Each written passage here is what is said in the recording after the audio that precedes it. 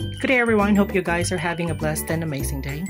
And for today's video, gagawa tayo ng tanghulo. Pero this time, maartihan natin ng very little. Gagawin nating heart shape. Nag-ala kami sa SM Molino ng aking anak, tapos nakakita siya ng tanghulo. So nagtanong ako, pagka-ask ko 150 pesos pala per stick, ilang pirasong grapes na naman. So sabi ko sa kanya, bili na tayo ng grape stick, tsaka ng sugar, gawin natin sa bahay. At ito nga, gumawa na kami ng sarili naming version.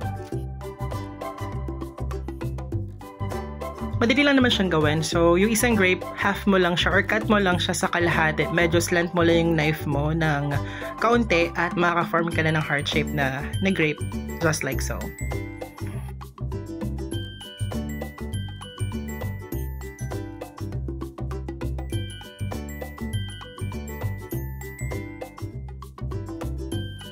Habang nagkakatako siya ng grapes, nakakatawa kasi para ka lang talagang naglalaro. Ang dali lang niya. First time ko lang itong ginawa actually.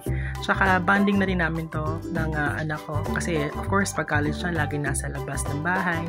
Either nasa school or nasa galaan.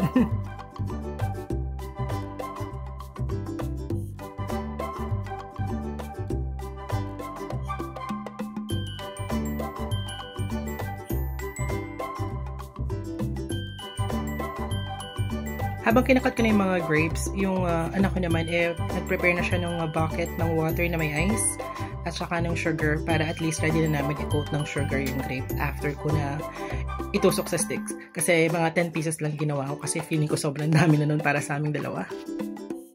Ito yung mga kailangan natin. So, sugar, measuring cup na may water, and then bucket of ice, and of course may water siya syempre. And then yung grapes.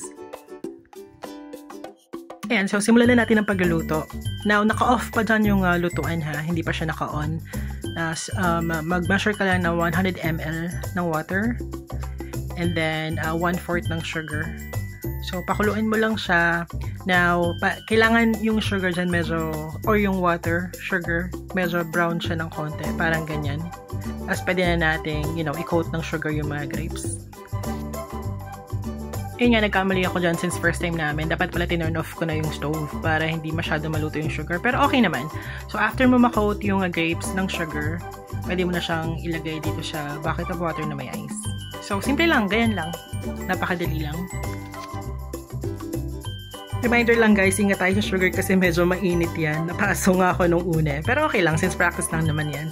At least alam na natin next time. Tapos, yan. Paulit-ulit lang hanggang matapos. After niya, tikiman time na. Again, nakalimutan ko i-turn off yung stove. Dapat naka-turn off yan para hindi mag-brown yung sugar kasi dapat medyo puti pa yung sugar. Nasunog ko ng konti. Pero masarap naman. So, ayan na. Tikiman time na. Hello guys! So, gumawa kami ng tanghulo. Try namin kung successful ba or crunchy na gawa namin. Let's go! Okay.